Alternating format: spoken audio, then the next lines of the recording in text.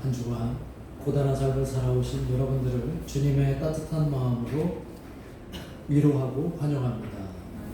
주님의 은총이 여러분에게 가득하기를 빕니다.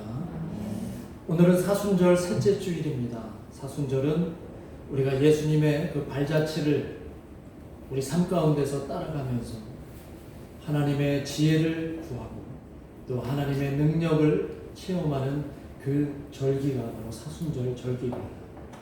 그래서 오늘도 그 사순절의 절기에 맞게끔 그리스도는 우리에게 어떤 분이시고 또 십자가는 우리에게 어떤 의미인가. 그래서 오늘 말씀의 제목은 십자가에 못 박힌 그리스도라고 하는 제목으로 여러분과 말씀을 나누려고 합니다. 오늘 우리에게 주시는 하나님의 말씀은 고린도 전서입니다. 아마 신앙생활 어느 정도 하신 분들은 이 고린도 전서의 배경에 대해서는 대충 아실 겁니다. 아마 그 고린도 교회 안에 사람들의 그 주장과 말이 굉장히 심했던 것 같아요. 교회 안에 하나님의 지혜보다는 사람의 이성, 사람의 말, 주장 이런 것들이 가득하다 보니까 고린도 교회 안에 이 사람 말을 따르는 사람, 저 사람 말을 따르는 사람 그렇게 파벌이 나눴던 것 같아요. 그래서 나는 아볼로파다, 나는 바울파다, 나는 예수파다, 나는 개바파다 이렇게 여러 군데로 파가 나눴던 것 같아요.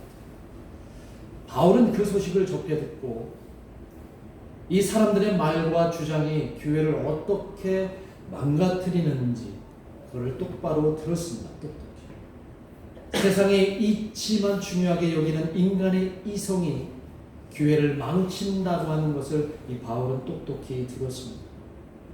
심지어 사람들은 인간의 이성과 인간의 지혜가 하나님을 능가할 수 있다고 믿기 시작하는 그런 상황이었던 거죠. 오늘날 보십시오. 사람들의 지혜가 하늘 높은 줄 모르고 끝까지 올라가고 있어요. 사람들의 이성이 하나님조차 우리가 스스로 만들 수 있다라고 하는 경지에까지 이를 지경입니다. 오늘 바울은 고린도 교회가 그렇게 망가지는 것을 두고 볼 수 없었기에 그가 그동안 경험했던 모든 신앙의 경륜을 이 서신에 응축하고 담아서 무거운 심정으로 거룩한 편지를 보낸 것이 바로 오늘 저와 여러분이 읽은 고린도 전서 바로 그 거룩한 문서라는 것입니다. 자, 오늘 말씀에 들어가기 앞서서 그림 한 장을 보겠습니다. 그림 한 장을 보세요. 잘 보세요. 자, 저 그림은 17세기에 영국의 그 안토니 반 다이크라고 하는 화가가 예수님의 그 십자가에 달리신 모습 저것을 그렸는데 제목을 십자가에 못 박힌 그리스도라고 하는 그 제목으로 그렸던 내용입니다. 그런데 저는 저 그림을 이 말씀을 준비하다가 저 그림을 보면서 참 특이한 점을 발견했어요. 한번 인물들을 쭉 한번 보십시오. 저 십자가 뒤에 있는 사람들도 한번 보십시오. 저 인물들을 보면 표정들이 조금씩 서로 다르다는 거예요. 저만 그렇게 목격했는지 모르지만 표정들이 조금씩 다릅니다. 저 십자가 밑에서 예수님의 달리신 예수님의 그 발을 부둥켜 안고 예수님의 죽음에 슬퍼하는 표정을 짓는 사람이 있는가 하면 양쪽에 있는 두 여인의 표정은 애매합니다. 슬픈 표정 같기도 하고 아닌 것 같기도 하고 저 십자가 뒤쪽에서 멀찌감치 십자가를 바라보고 있는 사람들의 표정은 좀 무관심한 표정 같은 생각이 무심하게 십자가를 바라보는 것 같습니다. 그래서 저는 어떻게 저렇게 화가가 표정들을 각각 제각기 다르게 했을까? 이거는 다른 평론가들이 얘기한 게 아니라 제가 본 거를 느끼는 거를 여러분들에게 말씀드리는 거예요. 화가가 어떤 의도를 가지고 그렇게 그렸을까? 하여튼 저 그림을 보면서 저는 표정이 매우 인상적이었다라는 거예요.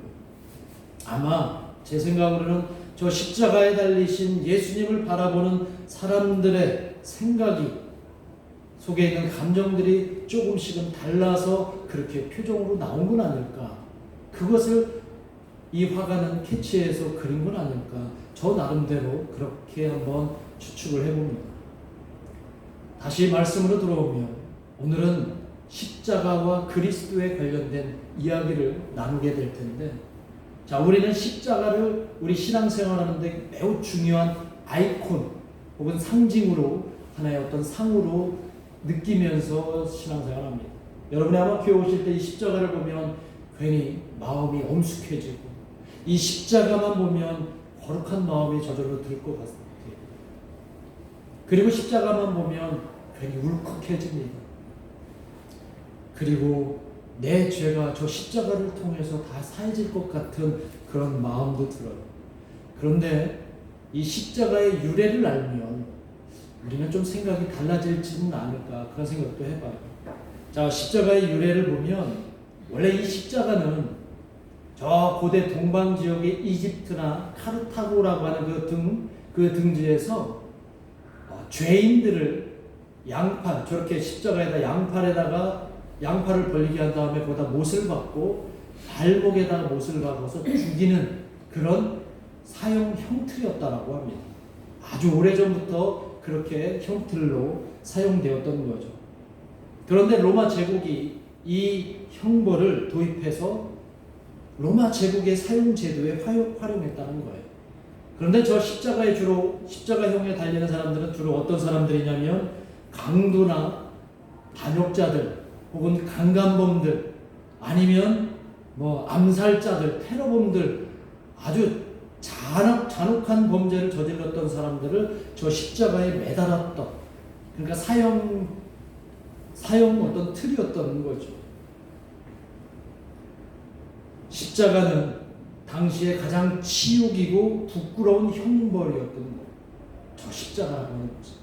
그리고 이 로마 제국은 로마 시민권 있는 사람들에게는 저 형벌을 가하지 않았어요. 주로 가했던 사람들이 누구였냐면 노예나 아니면 그 로마 시민권이 없는 사람들, 그런 사람들이었다라, 죄수애들한테 주로 그렇게 저 형틀을 가했다는 겁니다. 자, 그런데 예수님께서 저 십자가에 달려 돌아가신 거예요. 자, 그리고 예수님을 믿는 사람들은 저 십자가에서 못 박히신 예수님을 지금 뭐라고 고백하냐면 그리스도라고 고백한다. 메시아라고 고백합니다. 가장 치욕스러운 십자가에 가장 존귀한 그리스도가 못 박혔다라는 것입니다. 자, 유대인들에게 그리스도라고 하는 것 매우 중요한 존재죠. 유대인들에게 메시아는 너무나 중요한 존재입니다. 왜냐하면 그들은 오랫동안 나라를 잃고 온갖 핍박과 서름 속에서 하나님은 많은 선지자들을 통해서 그들에게 구원자 메시아 그리스도를 보낼 거라고 약속을 하셨기 때문에 이 유대인들에게 있어서는 그리스도는 자신들을 구원한 하나님께서 보내시는 영광의 그리스도라고 믿고 있었기 때문이죠. 그런데 그런 그리스도가 가장 치욕스러운 십자가에 달려 죽으신다 상상할 수 없었습니다. 유대인들은 믿고 싶지도 않았고 믿을 수 없었습니다. 그들은 지금도 여전히 그 그리스도를 대망하고 있어요. 이스라엘의 유대교인들은 아직도 그리스도, 영광으로 하늘에서 임하실 그 그리스도를 간절히 대망하고 기대하고 있는데 2000년 전에 이 예수님을 만난 사람들은 이분이야말로 그리스도라고 고백하고 있는 것을 그들은 인정할 수 없었다는 것이죠. 그리스도가 치욕스러운 그 십자가 형틀에 못 박혀 죽었다는 것은 그들에게는 완전 넌센스. 있을 수 없는 일입니다. 그리스도와 십자가를 연결시킬 수 없었습니다. 그리고 이런 사실은 유대인뿐만 아니라 이방인들에게도 마찬가지였거든요. 이방인들에게도 그리스도, 메시아, 구원자, 세상을 구원할 자는 그렇게 십자가와 연결시킬 수 없었던 것이죠. 그런데 바울을 비롯한 초기 기독교인들은 그 십자가를 그리스도와 연결해서 복음으로 전했던 거예요. 그리고 바울은 목숨을 걸고 이 십자가와 그리스도를 연결해서 이 복음을 이방 나라에 전했던 것입니다. 그러나 그 복음의 도를 들었던 그들은 전혀 이해하지도 못했고 이해하고도 싶지도 않았습니다. 어떻게 가장 존귀한 자를 가장 치욕스러운 것과 연결해서 하나로 만드는 그 논리를 그들은 이성적으로 받아들일 수가 없었던 거예요. 사람의 생각으로는 도저히 받아들일 수가 없었던 거예요. 그들의 지식과 지혜로 도저히 납득할 수 없었고 이해하고 싶지도 않았던 것입니다. 하나님께서 그리스도를 가장 치욕스러운 십자가로 왜 밀어 넣었는지 이해하고 싶지 않았고 못했습니다. 그래서 오늘 바울은 18절에서 바로 그 이방 한가운데 있는 고린도 교인들, 이방인들을 향해서 이렇게 말씀합니다. 18절 말씀을 같이 한번 읽어보겠습니다. 시작. 십자가의 도가 멸망하는 자들에게는 미련한 것이요 구원을 받는 우리에게는 하나님의 능력이라. 이 십자가의 도, 십자가와 그리스도를 연결하려고 하는 그 초기 기독교인들, 바울의 그 말씀을 멸망하는 자들은 미련한 것으로만 받아들이게 된다는 거예요. 그러나 우리에게는 십자가가 어떻다는 거예요? 신앙의 상징이라는 겁니다. 십자가는 우리에게 신앙의 중요한 요소라는 겁니다. 특히 고난주간 되면은 십자가 많이 우리가 외치지 않습니까? 십자가에 대한 우리의 감정은 아주 크게 달합니다. 고난주간만 십자가만 바라보면 괜히 눈물이 납니다. 십자가만 바라보면 우리의 감정이 완전히 하나님께, 예수님께 몰입됩니다. 그리고 그 십자가를 통해서 예수님의 그 고통과 신음의 소리가 들려오는 듯하죠. 예수님의 죽음과 그 예수님의 죽음의 슬픔이 이 십자가를 통해 전해지는 것 같은 것이 고난주간, 특히 이때에 많이 우리에게 느껴진다는 겁니다. 그런데 여러분들에게 느닷없이 이런 질문을 해봅니다. 여러분들은 혹시 그 십자가를 피상적으로만 알고 계신가요? 그냥 남들이 그렇게 얘기하니까 십자가는 예수님의 죽음과 관련된 거야 라는 정도로만 그냥 피상적으로 우리는 고백하고 있는 건 아닙니다. 바울은 오늘 고린도 교회 안에 그 십자가를 피상적으로만 생각하는 교인들이 너무 많다는 것을 알고 있습니다. 그래서 그들은 이방인들에게 어쩌면 이 십자가를 낭만적으로 전도하고 있는 건 아닌가.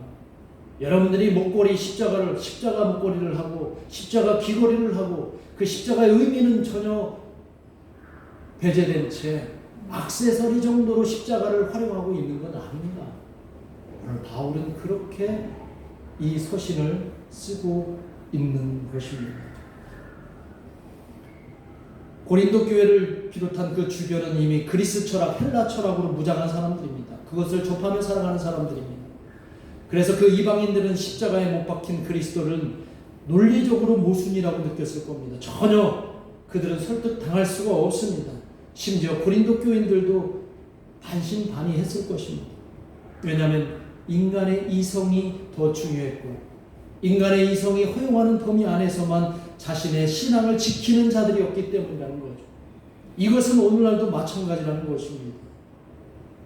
논리가 조금 센 사람들 앞에 줄을 서서 나는 이 사람을 따라가야 되겠다, 이 사람들의 주장이 맞다고 믿는다라고 해서 그렇게 뛰쳐나가는 것이 이단들이고 교회 안에서 파가 나눠지고 하는 그런 현상이라는 거죠. 교회는 이성의 절대성을 지나치게 강조하면 교회는 서서히 무너져 가게 됩니다. 유대인과 이방인들에게는 그리스도는 절대 약한 존재가 될 수 없고 그리스도 자신들이 생각하는 그리스도는 이 세상을 다 쓸어버릴 만큼 파괴력이 있어야 하고 위대한 존재여야 한다는 것이죠. 그래야 이 세상의 구세주가 될 수 있을 것이니까요. 마치 그리스 실화에 나오는 그 헤라클레스, 용맹한 신 헤라클레스와 그 다음에 온 세계를 지배하는 아폴로 신과 같은 그런 존재로 그리스도를 기다리고 기억했을 것입니다. 이미 고린도 교회가 하나님의 지혜가 아니라 이성에 휘둘리는 교회가 되었기에 바울은 너무나 안타까워서 오늘 본문의 말씀을 그들에게 전하는 겁니다. 자기가 직접 체험했고 자기가 진정으로 깨달았던 바로 바울이 알고 있는 그 그리스도를, 그리고 그들이 상상하는 존재와는 너무나 다른 이 그리스도를 십자가와 함께 고린도 교인들에게 전한 그 말씀이 오늘 본문의 말씀입니다. 그래서 19절에서 바울은 이렇게 과거 이사야 선지자의 말씀을 인용합니다. 19절 말씀을 같이 한번 읽어보겠습니다. 시작. 기록된 바 내가 지혜 있는 자들의 지혜를 멸하고 총명한 자들의 총명을 헤아리라 하였으니, 하나님의 말씀을 이사야 선지자가 대언하는 내용입니다. 하나님의 지혜는 인간의 모든 지혜와 총명을 뛰어넘는다는 말씀이고, 인간의 지혜와 총명은 하나님 앞에서 아무런 힘도 발휘하지 못한다는 얘기입니다. 하나님 입장에서는 이 세상에 지혜자도 없고 이 세상에 선비도 없고 변론가도 없다라고 지금 말씀하시는 거예요. 왜냐하면 이 세상을 누가 만드셨어요? 하나님께서 만드셨기 때문에. 그래서 바울은 오늘 저희들에게 또 고린도 교회를 향해서 여러분이 이 세상에서 저 하늘로 우리의 시선을 옮기라고 말씀하고 계시는 거예요. 세속의 눈이 아니라 바로 하나님의 세계관으로, 하나님의 눈으로 이 세상을 바라볼 수 있기를 간절히 바라는 것입니다. 그래서 바울은 십자가에 못 박힌 그리스도를 평면적으로 바라보지 말고 입체적으로 우리의 마음의 눈으로 바라보라고 말씀하시는 거예요.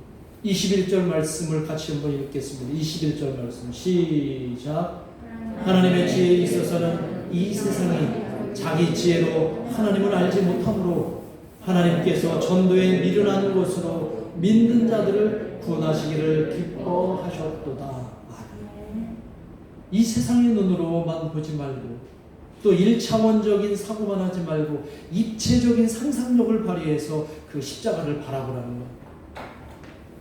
그래야 십자가에 못 박힌 그리스도의 의미를 깨달을 수 있다라고 지금 바울이 말씀하고 있습니다.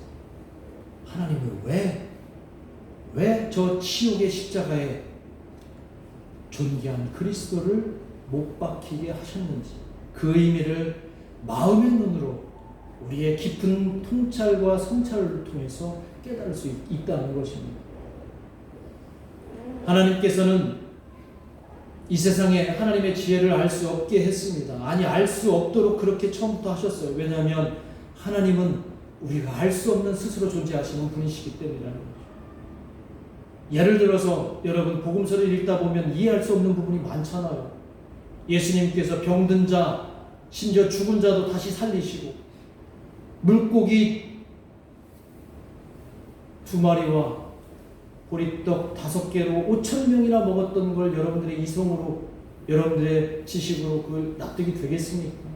특히 예수님이 부활하셨다는 것을 여러분들이 이성적으로 납득이 됩니까?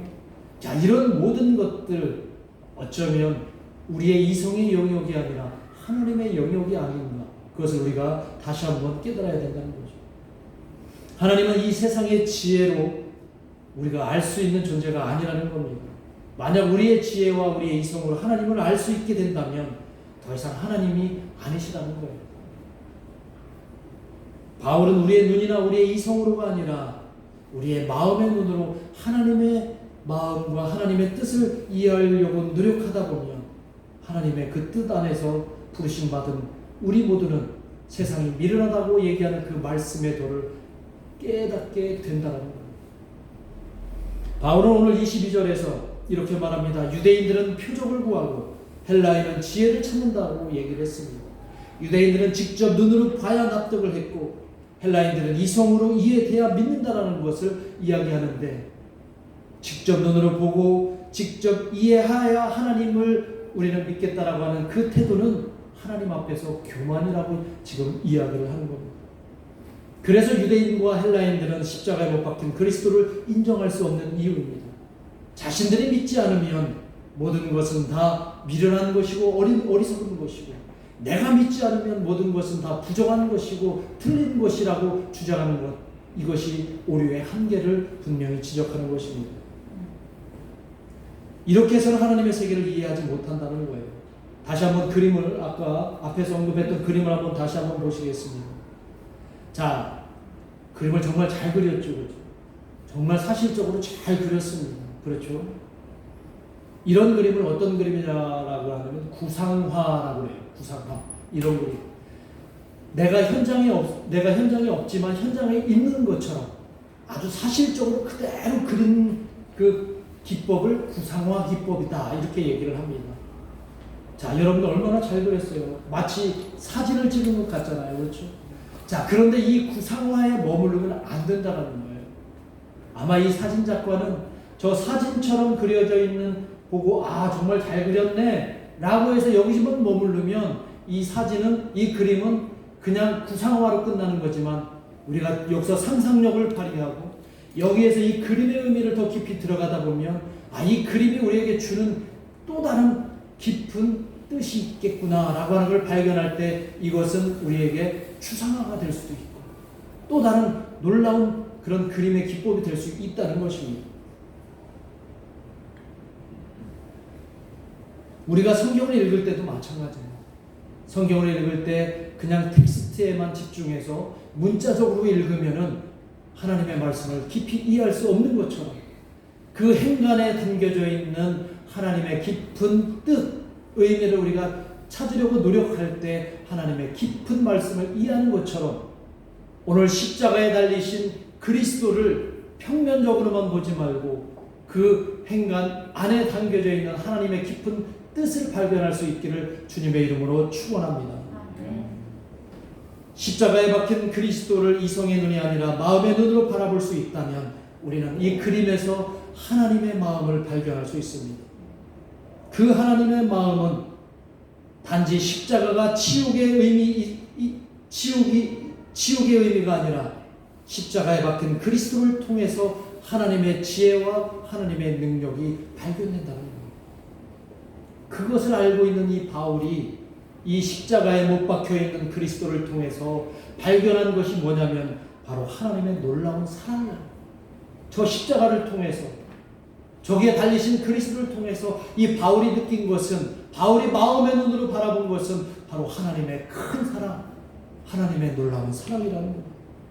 십자가는 치욕과 조롱의 상징이 아니라 매일 힘든 삶을 지고 가는 모든 인류를 위한 바로 사랑의 증거라는 거예요. 이것이 바로 하나님의 지혜이고 하나님의 능력입니다. 그래서 바울은 이성의 눈이 아닌 마음으로 저 십자가를 바라보라는 거예요. 그때 평면적인 세상이 입체적으로 보일 수 있다는 것입니다.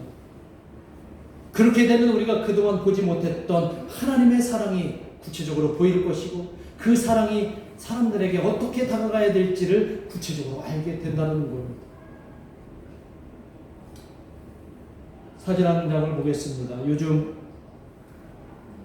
미얀마에서 엄청난 비극이 벌어지고 있는 것 같아요. 미얀마에 지금 현재 벌어지고 있는 상황입니다.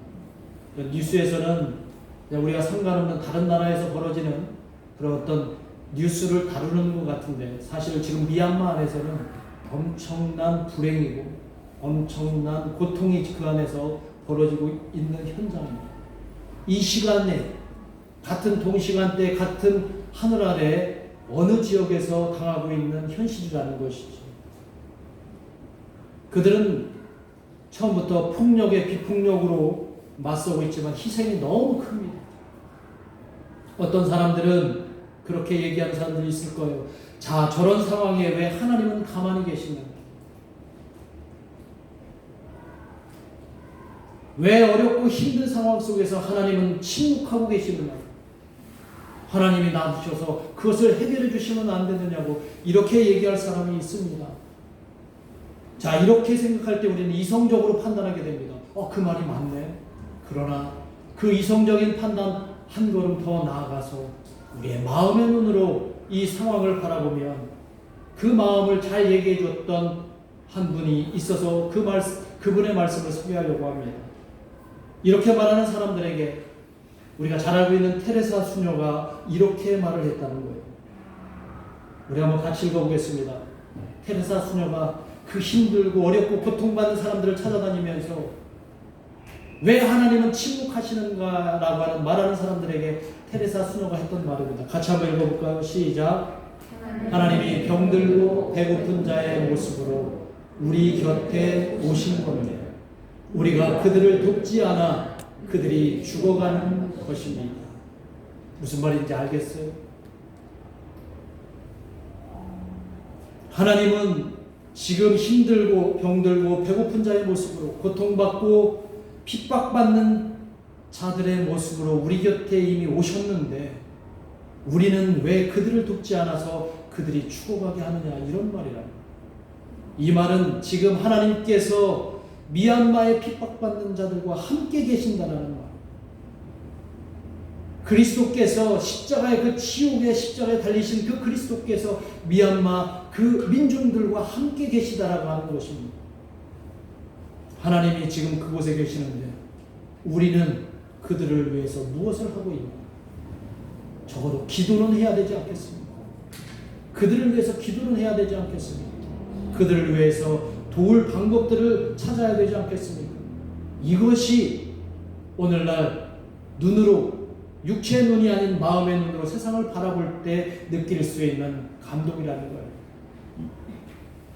십자가에 박히신 그리스도께서는 무기력하거나 치욕의 그리스도가 아니라는 겁니다. 세상에서 가장 힘든 인생들과 함께 하시기 위해서 스스로 치욕의 자리로 내려오셨다는 거예요. 이것이 바로 하나님의 지혜이고 이것이 바로 하나님의 능력이에요. 하나님이 이 세상을 다 쓸어버릴 수 있는 능력이 없으셔서 그렇게 하셨을까? 이것을 깨달을 때 하나님께서 우리에게 참 놀라운 지혜를 주셨구나 알게 된다는 것입니다. 하나님께서는 바로 그 치욕의 자리로 이 땅에 오셔서 스스로 사랑이 되셨고 그 사랑은 약할 때 강함이 되시는 하나님의 능력인 줄 믿습니다. 그리고 그 사랑으로 교만한 인간의 어리석음을 부끄럽게 하시는 줄 믿습니다. 이제 말씀을 맺겠습니다. 오늘부터 사순절 셋째 주간이 시작되는데 이번 한 주간 십자가에 못 박히신 그리스도와 함께 고난과 핍박받는 우리의 이웃들을 위해서 선한 생각하시고 기도하시고 선한 삶을 살아가시기를 주님의 이름으로 축복합니다. 기도하겠습니다. 우리 다 같이 합심해서 기도합니다.